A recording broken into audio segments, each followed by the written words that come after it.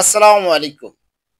Hello বন্ধুরা, M H medicine and health tips থেকে সবাইকে জানাই স্বাগত।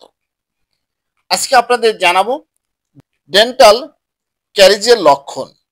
চলুন জানা যাক। দাঁতে খাবার জমে থাকার কারণে সেখান থেকে ক্যারিজের উৎপত্তি হয়।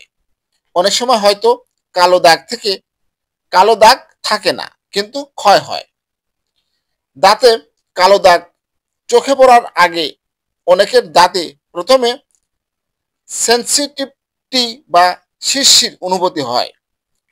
প্রতিবার ঠান্ডা বা গরম জাতীয় খাবার খাওয়ার সময় দাঁত শিরশির করে, এরকম কিন্তু অনেকেরই রয়েছে। ঠান্ডা পানি খেলে দাঁত শিরশির করে। দৃশ্যমান ক্যাভিটি ছাড়া দুই দাঁতের মাঝখানে প্রক্সিমাল ক্যারিজ অনেক সময় দৃশ্যমান হয় না, কিন্তু সেনসিটিভিটির লক্ষণ থাকে। এরপর ক্যারিজ যদি আস্তে আস্তে বেড়ে মজ্জাতে চলে যায়, তখন ব্যথা হয়।